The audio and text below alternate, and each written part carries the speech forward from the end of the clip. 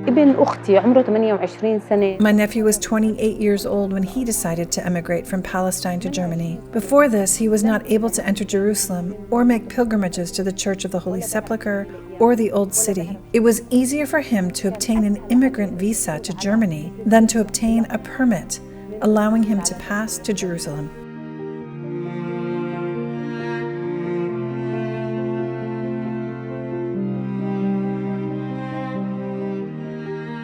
أنا بيجي ببكي جاي على الصلاة من باب العمود كل الشباب يطلعوا بوقفوهم فتشوهم. I come to pray daily through Damascus Gate, where the Israeli army stops Palestinians every day, and with weapons.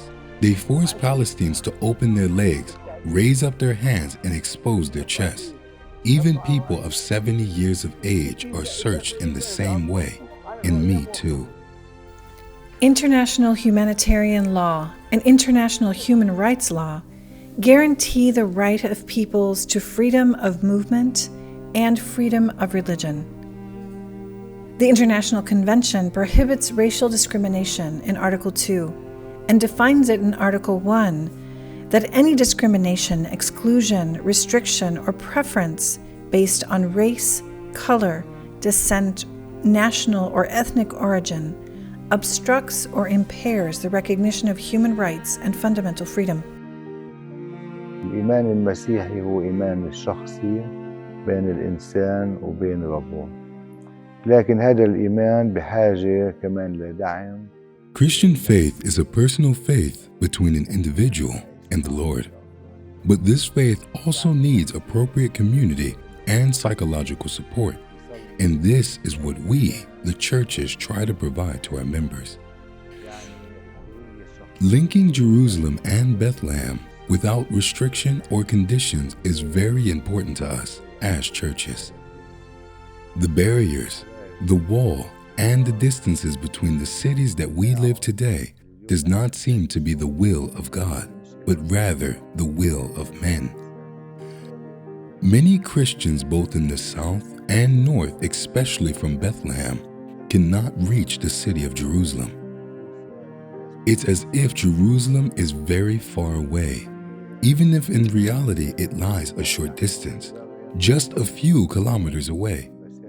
Because of this, many Christians have never visited the churches of Jerusalem. The situation we are living in today is exceptional. Obtaining permits to pray in Jerusalem at our Christian churches is difficult. There are many obstacles, both politically and psychologically. Christians today ask themselves, is it really worth the effort to go to Jerusalem? Or is this situation a fait accompli, giving me no choice but to stay to pray only where I live? هل أنا بحاجة للوصول للقدس ولا بقدر أضلني في مكاني وأصلي في المدينة اللي أنا موجود فيها؟ It is important to continue the struggle despite frustrations and disappointments. We have faith that justice will prevail in the end, says Richard Falk, chairman of the Euro-Mediterranean Human Rights Board of Trustees.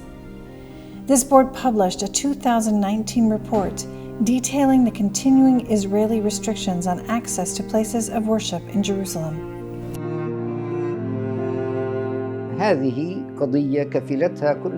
This issue is guaranteed by all segments of society and by all international laws and regulations. With great regret, however, we find that the Israeli authorities put measures into place that prevent the Palestinian Muslims from entering Jerusalem. And it is especially difficult to visit the blessed Al-Aqsa Mosque. They also prevent Palestinian Christians from making pilgrimages to Jerusalem to pray at the Church of the Holy Sepulchre, or visits to Bethlehem and other Christian holy sites.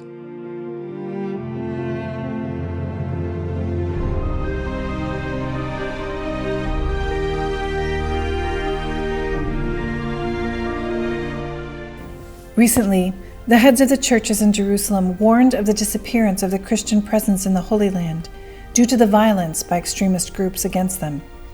Since 2012, there have been countless cases of physical and verbal attacks against clergy, as well as attacks on Christian churches and holy sites.